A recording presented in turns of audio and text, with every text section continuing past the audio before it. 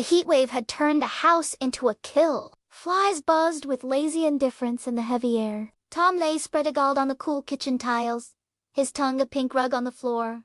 Every breath a shallow gasp. He was a prisoner of the sun, a furry puddle of despair. His one singular thought was a block of ice. Not just any ice, but the magnificent, crystalline block resting in the high-sided metal icebox on the counter. It was a shimmering, cold monolith, the stuff of dreams. But the icebox's latch was fiendishly strong, and his strength was gone. A tiny squeak echoed his suffering.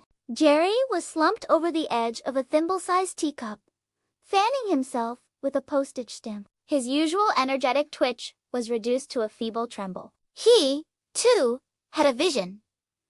Not of the block, but of a single, perfect, soul-reviving ice cube to slide down his back. Their eyes met across the scorching linoleum desert, not with malice, but with a shared, desperate understanding. An unspoken truce, brokered by the merciless sun, was declared with a slow, mutual blink. The mission!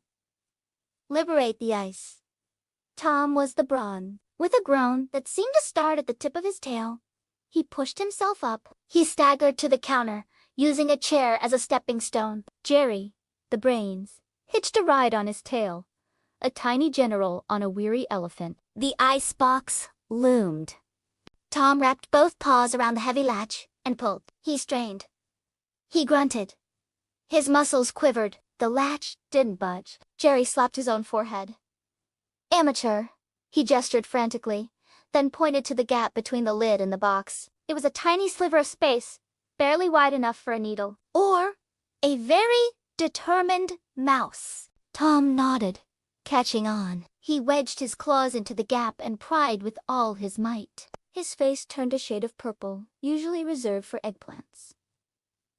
The gap widened by a millimeter. It was enough. Jerry took a running start, leaped from Tom's shoulder, and squeezed through the opening, disappearing into the frosty darkness within. Silence. Then, from inside the box, came a series of frantic, metallic clinks and scrapes. Tom pressed his ear to the side, his eyes wide with anticipation. Clung, the latch sprang open. A wave of gloriously cold air poured out. Tom practically wept with joy. He threw open the lid. There was Jerry, standing victoriously on the giant block of ice. One hand on the released latch mechanism, chest puffed out like a frosty admiral. For a moment, paradise was theirs. Tom laid his entire head on the ice, a blissful sigh fogging its surface. But paradise is fragile. The problem with the block of ice, on a high counter on a hot day, is physics.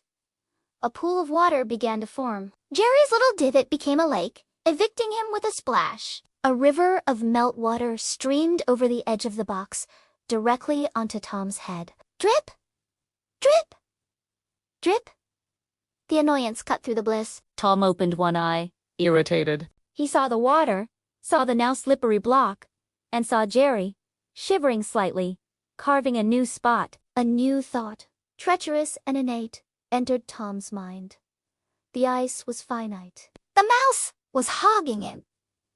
He gave Jerry a gentle, possessive nudge. My turn.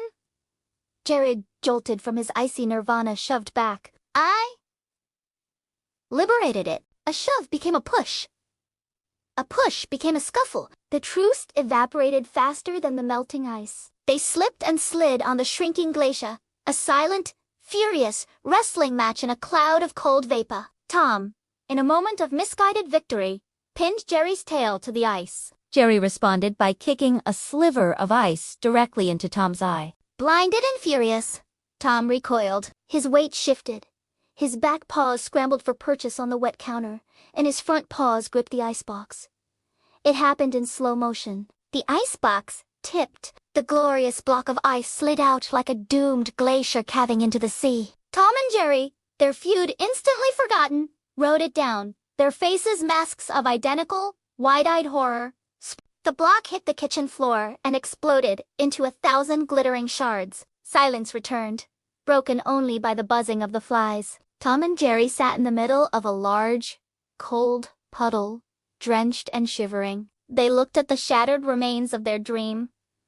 They looked at each other. A small, sharp piece of ice lay between them. They both glanced at it. Tom's paw twitched. Jerry's hand flexed. Then, with a shared sigh, they both leaned forward and gently bumped their heads against the cold shard, sharing the last flicker of chill, united once more in glorious, soggy defeat. The heat wave, it seemed, had won.